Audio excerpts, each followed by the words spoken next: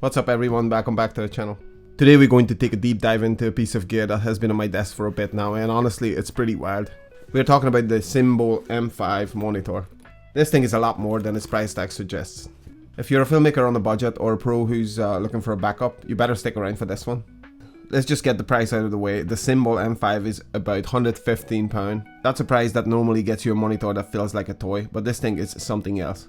It's got an all aluminium body, which makes it fit incredibly solid and durable. I was shocked by the quality. Seriously, you don't even need a cage for this. It feels like it could easily take a tumble and it'd be perfectly fine. What I was thinking is, with that price, if I just get 1 gig, the monitor pays for itself, so it's a no-brainer. The display, more than you think. Now the screen itself is a 5.5 inch Full HD panel, which is pretty standard, but the brightness is where it gets crazy.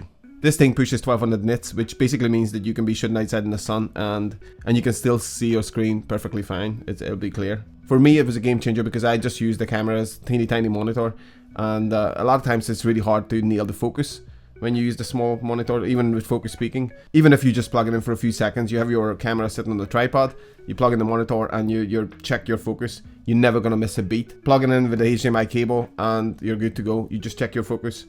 It's perfect, and then that's it. You can just unplug and move it onto your other camera. Just that one feature by itself is actually worth it for me. That was the main reason I got the monitor. Color accurate out of the box, which means you don't need to fine tune it.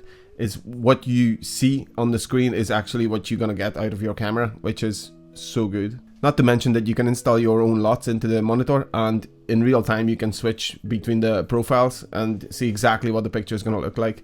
That's actually a massive time saver, and you can decide on the fly which LUTs you want to use. The monitor even supports 4K DCI and UHD inputs up to 30 frames per second, and then it's just down converts them perfectly. One of the perfect features I find is that it's passively cooled. No fans, no noise. You know how important that is on set. This is a big advantage over other monitors that can sound like a leaf blower. Power wise, this thing is super efficient. According to the description, it draws about 6.5 watts. But I can tell you that with one battery, it lasts a whole day. One charge would easily last you like 7-8 hours, so that's perfect. The menu system is really well designed. The touchscreen is all responsive, and I love the pinch to zoom feature. Let me show you. It actually works even better than on some of the more expensive camera monitors. You also have 3 customizable buttons here at the top, so you can set hotkeys for the most used features like false color, waveform, or the pinch to zoom feature. I love that one. What's in the box? It comes with a hard carrying case, a couple of HDMI cables and a cold tube mount, and even a screen protector and a cleaning cloth. So all you really need is an MPF battery and then you're good to go. These batteries are available to buy anywhere and they're cheap and you can buy them in every corner. When you stick this battery into the monitor and you put that on your camera, it's actually, because of the weight, it's not that it's heavy. The monitor itself is 240 grams, but together with the battery, they're actually solid enough. The mount can hold it very stably, so it's so good. But when you put it on your camera, it acts as a natural gimbal, so your footage is going to be, handheld footage is going to be 10 times more stable, and you can switch off all the IBIS. When you use IBIS, I find that it creates jello images. You move sideways and everything is wobbly and it's unnatural.